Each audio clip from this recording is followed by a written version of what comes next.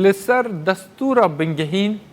یا عراقی و هولین بغداد جبوی بحث کرنا ناونده دکتر محمود عثمان سیاستمدار کرد هر وها بخواجی اندام دسته نویساندنا دستورا عراقیان جی کمیته نویساندنا دستورا عراقی بویا دکتر سپاس کت بوی میوانی مسلا و رس لگوری و حکومت عراق دوی آستی دا هزک و سهایک و بکار مرکز بقوات بکیان جی هیچ خالک دستوری هایک و فدرالیت اهمال بکه و وگره ناوندی کرنا که بحث لبغداد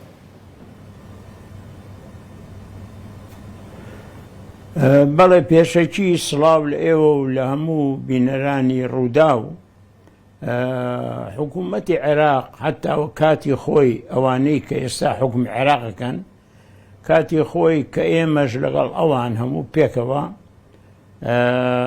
قانونی ئیدارەی دەوڵەت لە پاشا دەستورمان نووسی ساڵی 2005 زۆر مەیلی فیدراالیان نەبوو نە سوننەکان و نە شیعەکان ڕاستە پەسەندیان کردووەوە لە دەستوران نووسراون بەڵام بیر و بۆچوونی ئەوان زیاتر هەر لەگەڵ حکوومەتی ناوەندی بووە حکوومەتێکی ناوەندی بەهێز قەناعەتی ئەوانەوە بوو کە پێویستە ئەو حکوومەتە ناوەندی بێ و کۆنتڕۆڵی کاروباری ئەمنی و ئابووری و کاروباری دەرەوە بکات ئەوە بیر و باوەڕیانە ئێستاش وابزانم هەر بە و شێوەیەیە بەڵام طبیعی وەزعی ئەمنی عێراقیش یعنی ئەوەی ئەو کاتە هەتا ئێستا کە ئێستاش بە تەواوی چانە بووە وەزعی ئاسایشی خراپ مەسەلەی تێرۆر مەسەلەی داعش مەسەلەی ناکۆچی مەسەلەی ئەوەی کە میلیشیاتی بەرەڵاهان هەموو کارێکەکەن ئەمە دەوری هەبووە لەوەی کە خەڵق فکر لە حکوومەتێکی ناوەندی بکاتەوە حتا لە حکوومەتێکی سەرۆکایەتی یعنی سەرۆکێ هەبێ نەک پەرلەمان و ئەمانە نەک سیستەم پەرلەمانی بێ لە عێراقا تەبعاً بۆ کۆنتڕۆڵی وەزعەکە لەبەرەوە ئێستاش بیر و باوەڕی ئەوانەی کە کاریان بەدەستە بە قەناعەتی من زۆر لەگەڵ سیستەمی فیدراالی نییە بە دەلیلی ئەوەی تا ئێستا هیچ هەریمێ لە عێراقا دروست نەبووە جگە لە هەریمی کوردستان کە ئەمرێکی واقع بووە وەختێ دەستور نووسراوە ئەو کاتە لەبەرەوە ئەو ناکۆچیە هەیە لە بینی بۆچوونی ئێمە و بۆچوونی ئەوان طبیعی مادە مۆسایە دکتۆر هەردوو عالی مەسەلەن هەرێما کوردستانی و حکوومەتە عێراقی هەڤدوو تۆمەتبار دەکەن بە بمپێکاری یانژی خەرقا دەستورێ چما بیر لە هەندێ نەهاتەکردن دەستپێکا چێکردنەوەی دەستورێک و کۆمیتەیەک هەبیت داکو چاودێریە جیبجیکردنا دەستورێ بێتە کردن ئاخر ئەوە دەستور کاتی خۆی نووسراوە طبعاً و گوتراوە لە دەستورە ئەگەر ناکۆچی هەبوو لە بینی هەرێم لەگەڵ بەغا یا پارێزگاکان لەگەڵ بەغا ئەوە دادگای ئیداری هەیە و ئەگەر ئەو نەیتوانی دادگای باڵا هەیە لە عێراق دەتوانن ئەو پرسە چارەسەر بکەن بەڵام تا ئێستا زۆر لەلایەنەکان نەچوونەتە دادگای باڵا کە شکات بکەن بڵێن ئەم بەندە لە دەستور پێشێل کراوە ئەوە پێشێل کراوە زیاتر هەر لە بینی خۆیان کورت لە سیاسیەکان باسییان کردووە ناکۆکی هەبوو لە بینی خۆیان وە زۆر جیاواز بووە بیر و بۆچوونیان و حتا مەسەلەی دەستور لە کوردستانیش ئێحتیمامی پێنەدراوە ئێمە حەقمان هەبووە لە 2005ەوە دەستوری خۆمان بنووسین دەستورێکی تایبەتیمان هەبێ بۆ هەریمی کوردستان بەڵام لەبەر ناکۆکی حیزبی هەتا ئێستا نەنووسراوە ئەویش نەنووسراوە مەسەلەکە بوونی دەستور لە عێراقا و جێبەجێکردنی شتێکی ئاسان نییە چونکە عێراق وەزعێکی چەکداری هەیە هەموو شتێک چەکداریە ئەوی چەک و ئیمکانیاتی چەکی هەبێ زیاتر کۆنتڕۆڵی وەزعەکە ئەکا لەبەرەوە بیر و باوەڕی یاسا و دەستور و ئەو شتانە لاوەکیە ئێحتیمامی پێنادەن حسابی بۆ ناکەن حکوومەتەکان نازانم حکوومەتی کاظمی چۆنە بێ بەڵام تا ئێستا زۆر حسابی بۆ نەکراوە دکتۆر دەما گشتپرسی ڕیفراندۆم لە باشووری کوردستانیش بڕێ بەچووەی دەمێ مثلا سەرکرداتیە سیاسیە کوردستانی بەحسەوەی کرد و پێنجی حتا پێنجی و پێنج خاڵێن دەستورە عێراقی هاتنە بنپێکردن ژالی حکوومەتێن مالکی و عەبادیدا یعنی نەهاژدا بەلکی خاڵێن وێ زێدەتر دەبن لە گۆڕی نەرینە کوردستانێدا نەها شووندا گەرەکە کوردستان چ بکە ji بۆی ku ev meselan xwe rêveberiyan jî federaliyeta me hey ji dest neçe yan jî lawaz nebe ji aliyê hikûmeta Bexda ve. ئەوەی کە باسی ئەکەن 50 تا 55 وان نییە بڵێ پێشێل کراوە بە هەڵا لێ تێگەیشتون تقریبی 50 بەرگەی دەستور هەیە پێویستە تەفسیر بکرێن بە یاسا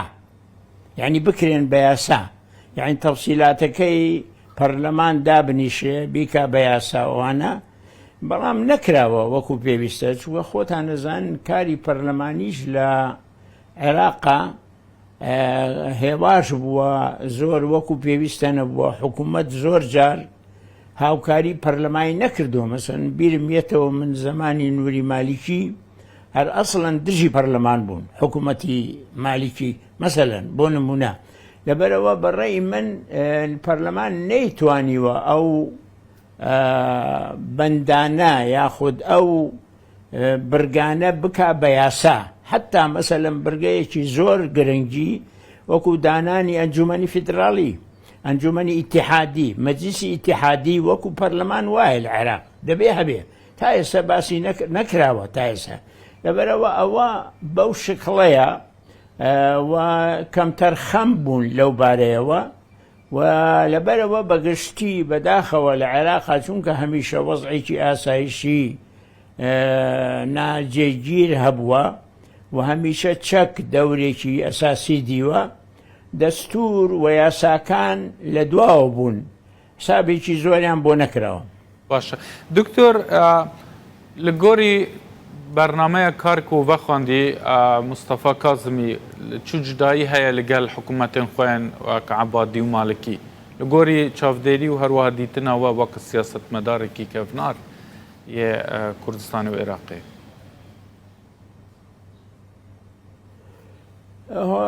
ئەبێ ببینین بزانین جیاوازی چییە بە پێی قسەکان و بە پێی بەرنامە و بە پێی ئەو تەسریحاتەی کە جۆمان لێ بۆ تا ئێستا کازمی باسیشتی باشی کردووە دەربارەی وەزع دەربارەی چەک بەدەستی دەوڵەت بێ ئەوانەی کە بکوژەکانی ئەوانەی کە خۆپیشاندانیان کردو ئەوانە بداتە دادگا ئەو شتانی هەموو وتووە بەڵام تا چه حەدی ئەتوانێت جێبەجێیان بکە ئەوە مۆزوعێکی ترەوە ئایا جددیە لەوە ئەتوانێ بیکە دەیەوێت بیکە چکە حکوومەتەکانی کەش باسی ئەوانیان کردو بەڵام نەیانتوانیوە جێبەجێ بکەن بەڵام ئەمیژە بێ کاتی بدرێتێ بزانین مدەتێک لە مدەتێکە چەند مانگێکی تر تەماشاکەین بزانین لەو خاڵانە چی جێبەجێ کردووە و خۆی کازمی پیاوێکی شارەزایە لە وەزعی عێراق چونکە ئاگادارە لە وەزعی عێراق لە کۆنەوە و خۆشی مدیری مخابرات بووە 3 ساڵ پێشەوەی بێ بە سەرۆک وەزیر مدیری مخابرات یعنی هەموو شتێکی عێراق ئەزانێ وازەحە لای جا بزانین چی پێ ئەکرێەوە چی ئەکا دەبێت چاوەڕوانکەین پەلە نەکەین لە حکمدان لەسەری. دکتۆر چما بەغدا بقاسیک و حوڵە چارەسەرکردن یان ژی زالکردنا هەیمەنەیە خوا لەسەر مەسەلێن کوردستانی و ئیدارەدانێ بدا لە عێراقێ ئەو قەسی گرنگیە بە خەرقا سنووران یان ژی سیاسەتە خۆیان دەرڤە نەدایە مەسەلەن لەگەل تورکیە بە لەگەل ئیرانێ بە لەگەل مەسەلەن بۆمبە بارانێن کو تێنەکردن یان ژی مەسەلێن سەر سنوورێ ناوبەرە ئیرانێ و عێراقێ. هەمیشە سنوورەکان کێشە بووە و نەیانویستووە ئیحتیمامی زۆری پێ بدەن حتا لە ڕووی داراییەوە ئێستا گەورەترین گەندەڵی لە سنوورەکانن یعنی وەکو باسی ئەەکەن خۆیان ئەو جەماعەتانەی کە لەگەڵ کازمین ئەڵێن بە ملیارەها پارە ئەڕوا دۆلار لەو سنوورانە تا ئێستا ئەوەیان پێزەبت نەکراوە لە ڕووی سیاسیشەوە خۆیان لەگەڵ ئێران هاوکار بوون هیچ شتێکیان دژی ئێران نەکردووە لە سنوورەکان و لەگەڵ تورکیاش تا ئێستا نەیانتوانیوە بەرەنگاری ئەو هەموو هێرشانە بکەن کە تورکیای کاتە سەر سنوورەکان بە تایبەتی ناوچەی کوردستان دیتان پێرێ دوێنێ ئەو هەموو هێرشانەیان کرد تەنها حکوومەتی عێراقڵێ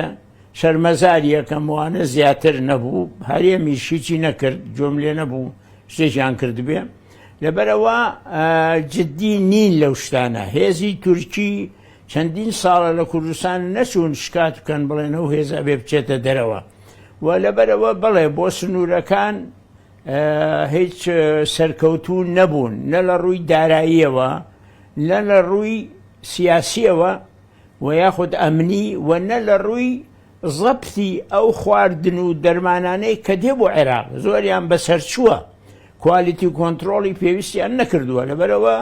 یەکێکە لە هەرە خاڵە لاوازەکانی حکوومەت مەسلەی سنوورەکانە کە ئەبێ جێبەجێ بکەن. بله دکتۆر مەخواست بەحسا دانوستانên استراتیجiyên ku nav lêkiribûn danûstana stratîjî di navbera Washington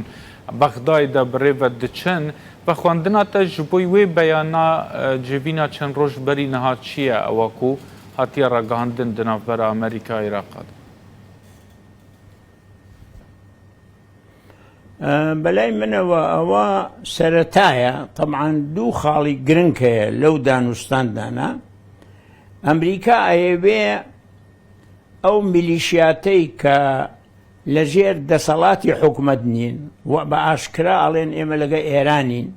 و ئێمە لەگەڵ ویلایەتی فەقیهین و ئەوامر لە خامنەی و لە ئێرانە وەرەگرین